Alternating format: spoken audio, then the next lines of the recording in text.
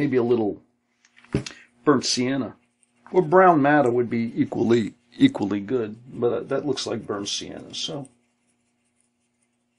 we'll take burnt sienna and flow it into the piece.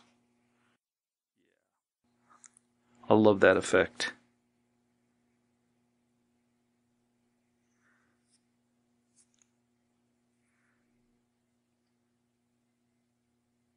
What's happening in the back? Yeah, there we go. It's sucking in.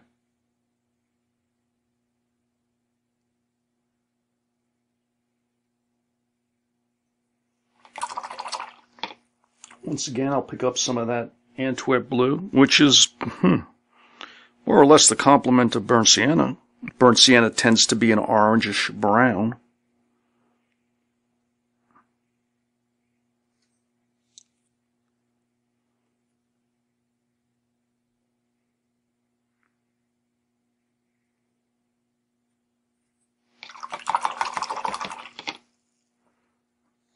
And just to create variety, although I painted the whole thing, but to create variety, we'll work in some of that red. Yeah. Okay. I'm going to leave it alone. I'm going to let it dry. The very final stage will be the application of the varnish, which I'll do in a bit.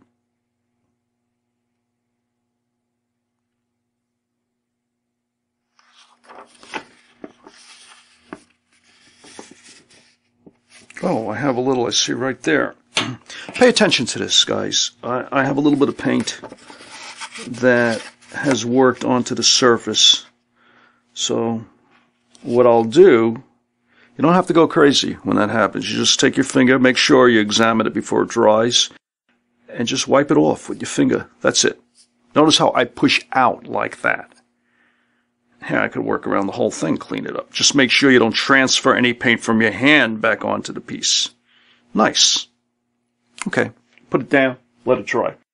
Let's do the same thing with this one. I've had this laying around for months and I've been wanting to finish it up.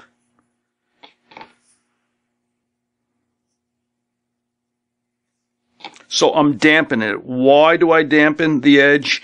It allows the paint to flow on the edge. For some reason, if you don't do that, it's difficult to work the watercolor into the edge. But when you do that,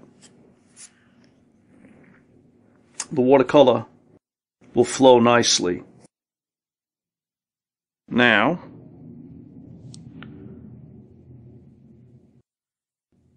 this is a slightly different color challenge than the one I just did. Being so light and a shift towards the green, I don't want the edge to be in that area anyway dramatically different. So maybe I will grab a little yellow. This looks like Winsor yellow medium, and I'll flow it in. Yeah, for some reason, working in the yellow, I like this piece. Working in the yellow suggests picking up a little burnt sienna and now flowing that in. Oh, I like that, yeah. The burnt sienna is complementing what's going on in the piece here.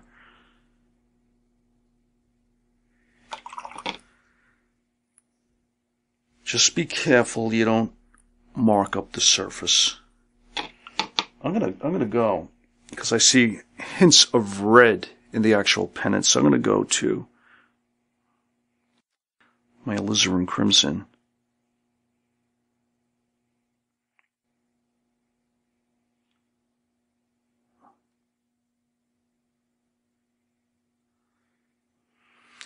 Okay, that's finished. Time to let them dry. Give it a half hour, and we'll start varnishing. I'm ready to varnish and finish the pieces. I rigged this box. You can see there's some varnish dripping on the bottom, like from previous pieces that I constructed. These are shish kebab skewers, and I could hang jewelry in here to let it dry. There are all kinds of ways I can use this. It's a very effective tool. Now, this is fairly simple. I'm just going to paint them up and place them on the shish kebab skewers so I minimize my surface contact. I don't want these pieces sticking to anything. And another little thing I do, I'll often cut a piece of wire, sort of making a handle, and I'll stick it into the channel. There's the wax. Early on, let's see if I can get a nice shot of this. That's the channel, ridged, and the wax is there. You can see the blue wax right there. And I'll stick a piece of wire in there, making sure I don't break through and damage the piece. So, now I have a way of holding it when I varnish it.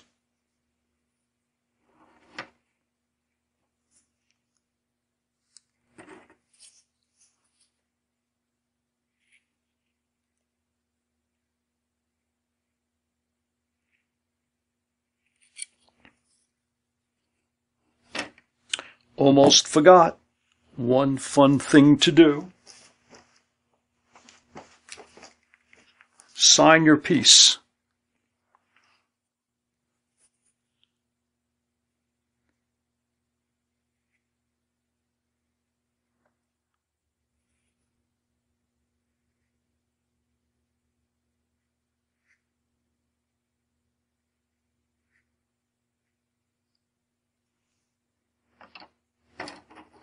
Let's varnish. I'm going to use one of my watercolor painting brushes. Nice soft brush. I'll get beautiful layers of varnish.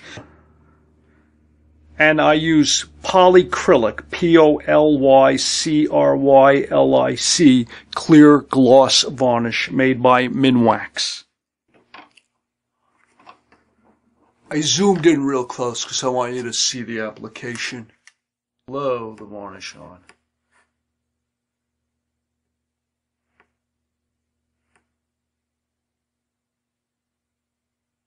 Now I can.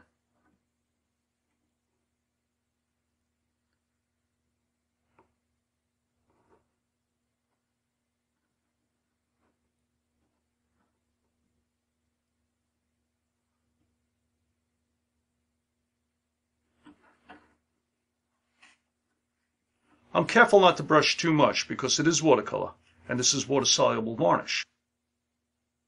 I don't use anything other than water-soluble material because the other stuff is just so toxic. Sometimes it's easier for me just to grab the thing and make sure I have a nice even coat. And I do.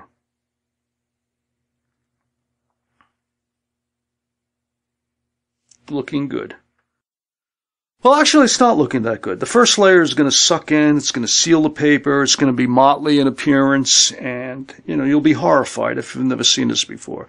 But your second layer, it's going to start to look better and better. Then your third layer, even better. The back I'm going to save for last. Let's put that one down.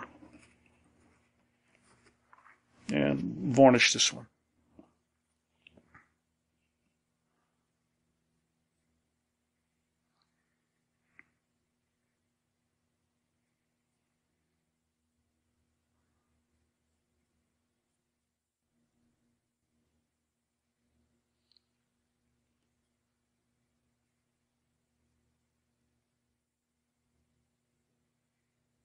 Beautiful, nice and even. I'll leave it alone.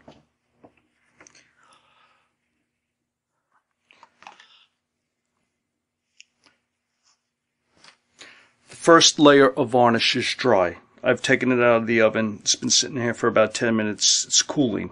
After it cools, I'll just very lightly with 400 grit sandpaper, remove any roughness. Sanding it after the first hardened layer of varnish is applied.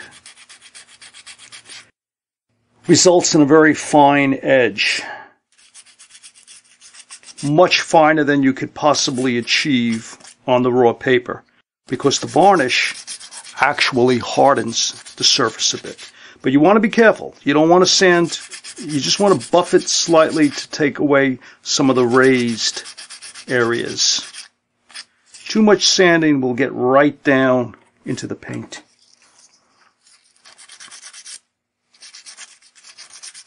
And that would possibly ruin the piece. Okay, I'm going to continue to build up a few layers of varnish, and that's the process. Varnish it, let it air dry, then place it in the oven. The oven's only at 150 degrees. I'm simply using that low level of heat to rapidly cure the varnish and accelerate the varnishing process.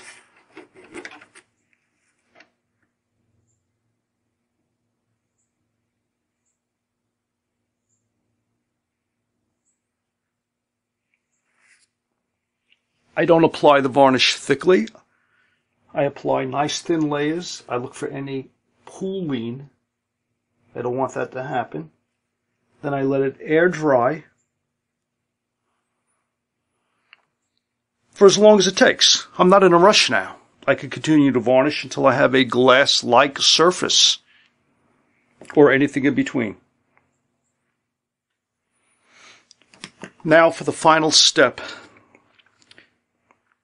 I'll apply varnish to the back, simply to seal the paper and waterproof it. The top layer of paper has been coated with about 3 layers of varnish. Between each layer, I lightly sand it with 400 grit sandpaper.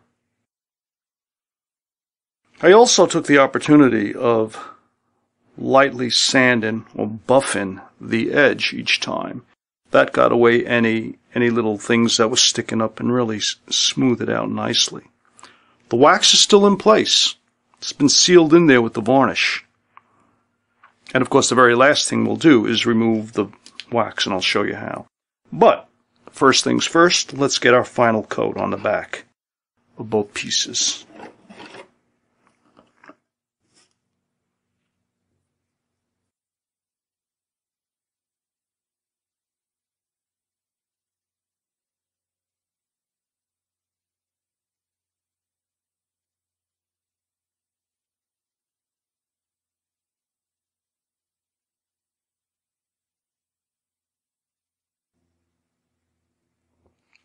I'm being careful not to get any new varnish on the face.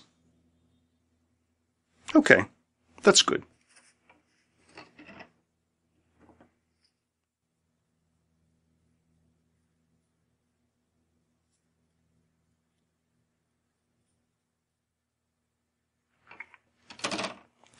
Let it air dry for a few minutes, then I'll pop it in the oven.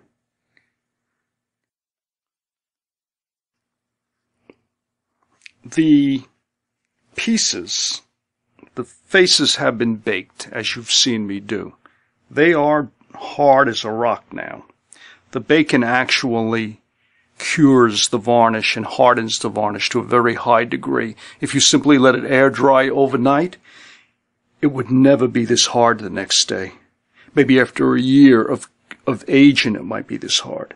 But now I can lay it face down on a piece of paper. This is what I do. I make these paper trays and slide it into the toaster oven. Back is wet. I'll put it in there for a few minutes, let it dry, and then the very last step is to melt out the wax.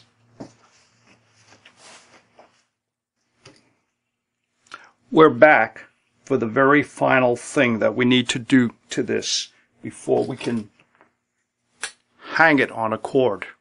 What I want to do is take a piece of wire and break away any varnish. You can see I have varnish all over my hands. Any varnish that, yeah, there we go, that's totally sealed. The wax is sealed.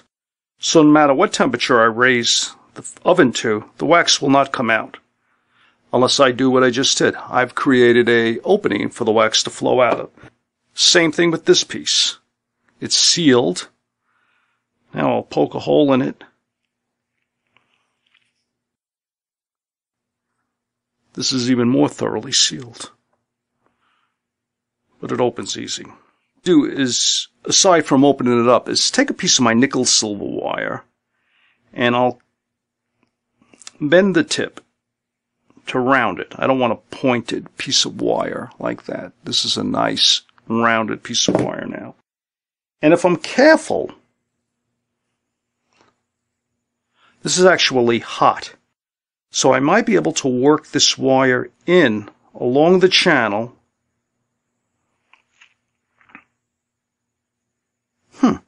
I can, because the wax is hot and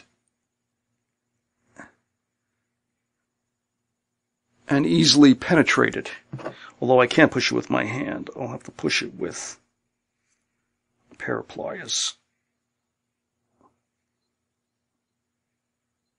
Ah, there it goes. You see? It poked through. Excellent. But it's still full of wax.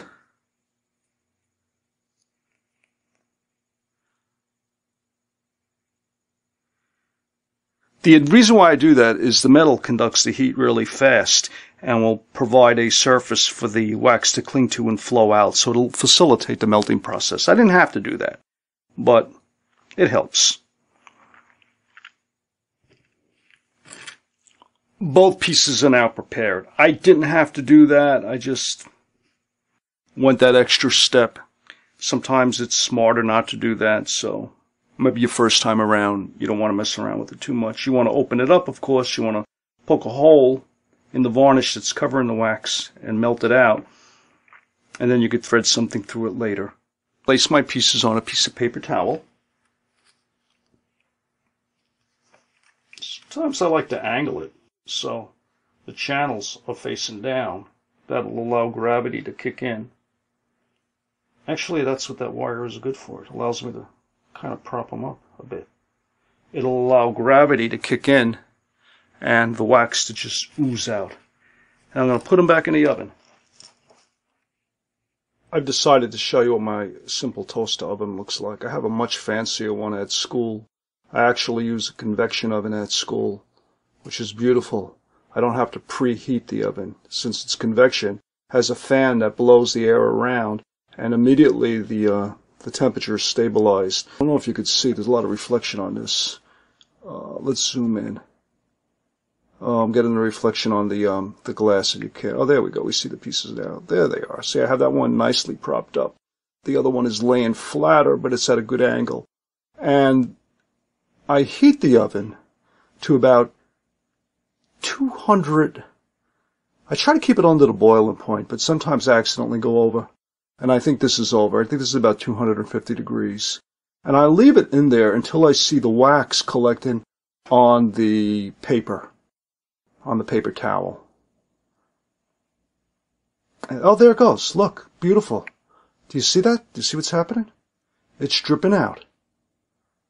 Oh, this is great. You see the process as it's happening. I didn't expect that. But it's dripping out, and we're going to be left with a cavity. The cavity is a channel that you can thread whatever it is that you want to hang your piece on. Beautiful. See that? Look at that. You see that big blue thing now? That's the wax.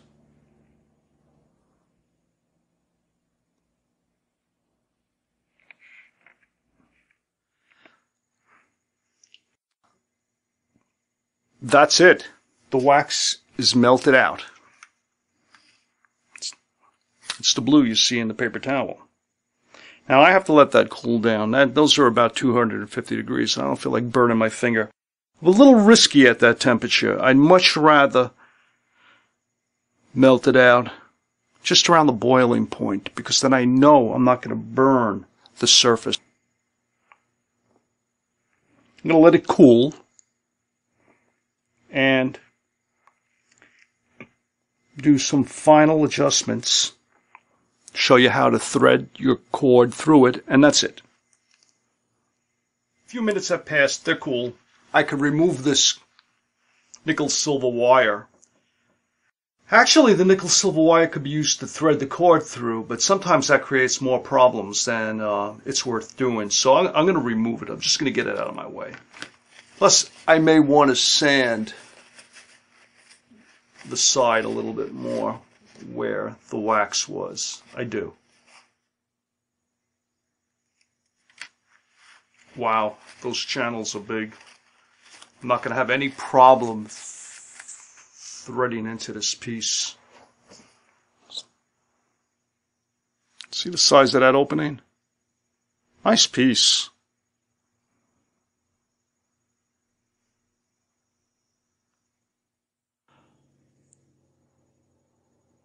How do we get a cord on it? For this, for demonstration purposes actually, I'm going to use this black jewelry cord that you can buy at a craft store. And it actually comes in a lot of colors, different colors, so you can color coordinate what you're doing. I'm not going to add the clasps in the end because I think I want to use ultimately a different cord, but it'll suffice to use it as an example for threading. To thread cord through the piece, I take a piece of heavy fishing line, heavy nylon fishing line, and this is heavy. This may be 80-pound line that I bought in a sports store. A spool of it. It's great stuff. And what I'll do is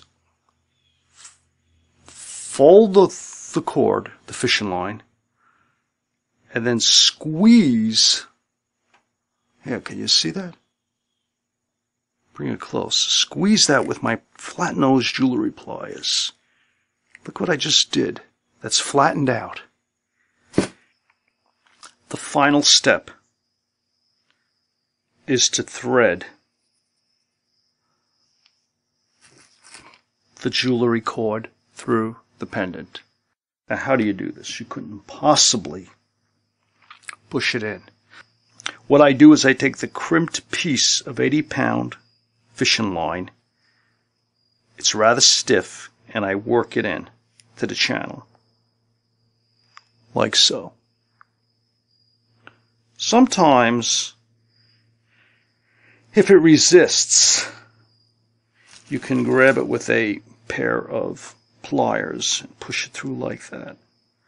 But as you see, it's worked its way in very nicely. Now I have a loop. That's what why I bent it and flattened it.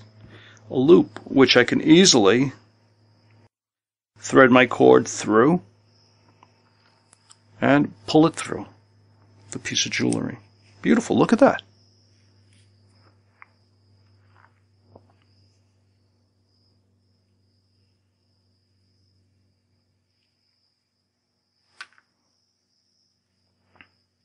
Pull the cord through, and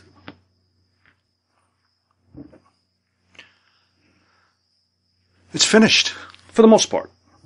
I still have to determine how long to allow it to hang and attach some kind of ending to the piece. I could end it with a wire clasp. I do have a video posted on YouTube showing how to do this. You could also finish the ends with a toggle clasp like this. This is very nice, and it actually complements the paper pendant. This part is made out of paper, and this is a piece of bamboo. Very effective. Hope you enjoyed the video.